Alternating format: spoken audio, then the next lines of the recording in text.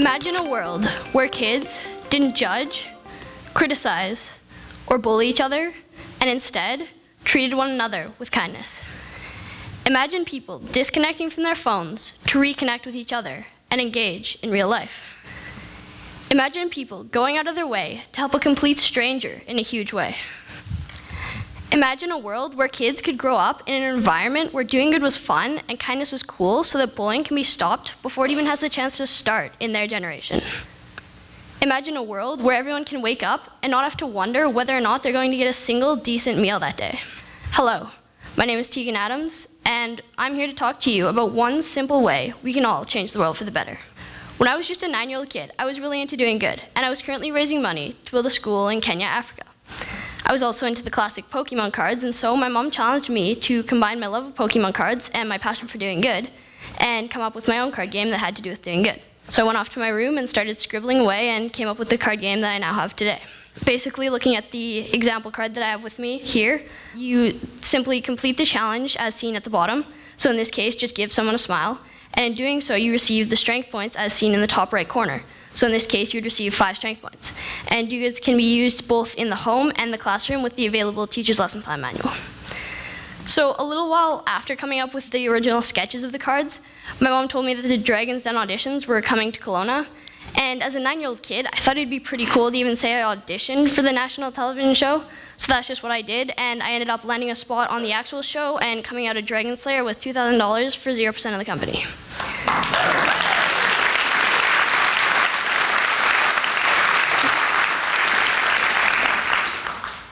And you can all also look in your lanyards and you'll find your very own DooGoods card. And after you leave here today, I want you to complete the simple act of kindness and then give the card to the person that you did the simple act of kindness for and tell them to pass it on, and hopefully we can start a DooGoods movement.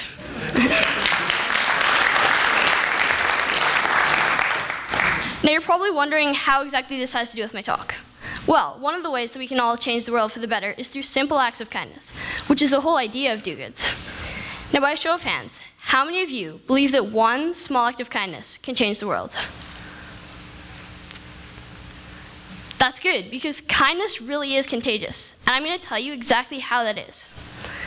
When you do a kind act for someone, expecting nothing in return, a chemical called oxytocin is released in your body, the person's on the receiving end, and anyone around watching.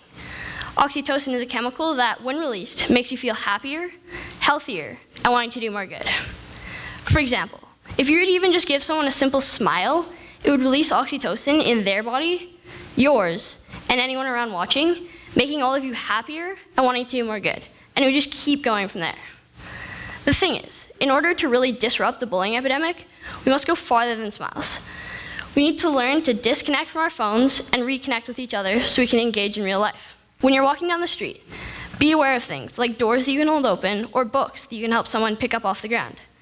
These are the things that the most optimistic, caring people miss because we've all become too attached to our phones and other devices. Now I'm going to tell you a story, and I want you to really try to visualize what I'm about to tell you. I want you to imagine an elderly lady trying and struggling to bring all of her groceries to her car. Everyone's just walking straight past her, texting away on their phones, until one man decides to look up from his phone and help her with her groceries. A little while later, that elderly lady comes across a younger lady frantically searching her purse for some change to pay for the parking meter. So the elderly lady gives her some of her change. That younger lady then comes across an individual experiencing homelessness that she's always previously just walked straight past and decides to take a moment to talk to him. And that really makes his day. So when a biker then comes by and drops his wallet, that individual experiencing homelessness immediately grabs the wallet and sprints after the biker to give him his wallet back. So oxytocin can create a movement like it did in the story, but not on its own. We need to be willing to disconnect from our phones and reconnect with each other so we can engage in real life.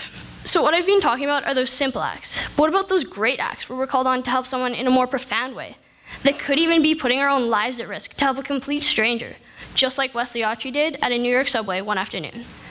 Nearby Autry, a man suddenly collapsed, having a seizure, and fell into the tracks between 2 rails, when suddenly the headlights of a train appeared. Autry immediately jumped down into the tracks below in an effort to save the man. The train was slowing down, trying to stop, but it just wasn't enough. Autry immediately pushed the man down into a hole about a foot deep, just as the train passed by. Miraculously, both men survived, unharmed. To Wesley Autry, it was just a reaction, but I can guarantee you that he'd been practicing simple acts of kindness in his daily life leading up to that moment that really defined him. And we too will have opportunities in our daily lives to be that everyday hero, but we, like him, need to be practicing simple acts of kindness in our daily lives so that we too will act on instinct when that moment arrives. For example, Martin Luther King didn't just stand up there one day and declare that he had a dream. He was practicing He was practicing from the time he was a little boy, standing up for himself and others, leading up to that moment when he stood in front of the world and made that grand declaration. These are two very big examples. Martin Luther King was very influential, and it may seem that compared to him and the other 7 billion people alive today that you can't make much of a difference. But you can make a difference. I learned this firsthand as a 9-year-old kid when my mom gave me and each of my brothers a toonie and a challenge. She challenged us to use our own creativity and talents to use that money to buy supplies and then use those supplies to make more money and then give it back to charity. I decided to do lemonade stands where I would sell the lemonade for $1, which was a premium price, but along with the lemonade would come a cool toy that I would find from in my house that I was too grown up to use by then. It also came with a free refill. I kept on getting opportunities to sell my lemonade because it was really convenient living in such a small town at the time that everyone was very supportive. And I was able to sell it at my local street dance, and other local gatherings. And my brothers and I also did bottle drives where we would collect bottles from whoever we could. We would then use the money earned from that to give to the charity. So we collected bottles from, one of the people that we got the bottles from was the fire department, since my dad volunteered there. And I mean, you know how firefighters are with their bottles, so that was a very good source. By then, we figured we should probably come up with exactly what charity to give the money to, so we settled on using it to build a school in Kenya, Africa. We really enjoyed the excitement and satisfaction of giving and decided we didn't want to stop there. We also raised enough money to build a school in Nicaragua, and unlike the one in Kenya, we actually got to travel to Nicaragua to see the school. We stayed in a small surf camp in the small town of Jiquilillo, and we experienced the extreme poverty firsthand, and everyone there was sure they were living on the ocean, but they were all living just in the dirt with sleeping in their hammocks, and if they were lucky, maybe little huts. And one of the days that we were there, we went to a nearby garbage dump where people were living in even more extreme poverty, and we served and dished up soup. The kids seemed to just come from out of nowhere, lining up with mismatched bowls and pails, and we fed over 200 kids that day. And the experience was, it benefited me as much as, if not more, than it probably benefited them. The experience was really eye-opening, and it made me realize how much more we can contribute. And while I was there, I wrote a slam poem that I'd like to share with you today. No food, hungry as a bear after hibernation, wasting wearily away without water. No bed, but still happy. No education, but still hopeful. Seemingly invisible, yet still there. Imagine, for a moment, that this is your life, your reality. You wake up and wonder if you're going to get a single decent meal that day. This is their life, every day. So next time you want to be wasteful, think of all you have and be grateful. Be grateful for a place to call home and the freedom to roam, as many do not have the opportunity to break into immunity from the clutch of poverty.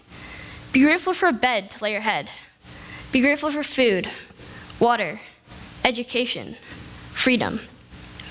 I've seen poverty firsthand, but it isn't only in a distant land. We, together, can end poverty in our city, province, country, and our world. We can all do our part, but we gotta start. Together, we can raise a new generation and end this cruel desperation.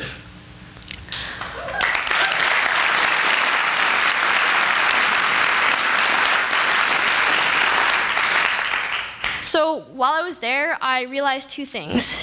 A, how much we have and need to be grateful for, and B, how much we can and need to contribute. And that was just us kids, all 9 years old and younger, that were able to raise enough money to build a school in just 1 year through only lemonade stands, bottle drives, magic shows, and a couple of bake sales. So imagine what you, as university students, teachers, parents, and community members could do. You can all use your creativity to make a difference, just like I did as a 9-year-old kid, when I was able to sell much more just because of the fact that I used my creativity to add a twist to the lemonade that I was selling by giving a cool toy and a free refill, and plus it also gave the parents incentive to buy it for their kids since the money earned went to charity. And I mean, who would say no to a cute little 9-year-old kid who is trying to make a difference? Each of you has the power to make a difference like I did as a 9-year-old kid. And I know at times it may seem that the little things don't make that big of a difference, like, for example, picking up that one piece of garbage. It seems that it won't make that big of a difference because there's so many others lying around anyways, but it can make a difference. If each and every one of us were to pick up that one piece of garbage, it would make a difference. And that difference starts with you. Not only can we make a difference, but we can also raise the be leaders to the next generation, just like my mom was to me, teaching me that I could make a difference as just a 9-year-old kid. You are all leaders, and we can all raise the next generation in an environment where doing good is fun and kindness is cool. All we have to do is realize the power of kindness and that it really is contagious, and then act on that realization by disconnecting from our phones and reconnecting with each other, and always being on the lookout for someone that can use a little help or an extra hand in any way. We also need to realize that when we're doing these simple acts of kindness, we're preparing ourselves to step up in a much bigger way when the time comes. And not only do we need to realize these things, we need to teach them to the next generation so we can raise kids as upstanders instead of bystanders. And lastly, we need to realize that we can make a difference, and the only thing stopping you is your own self-doubt.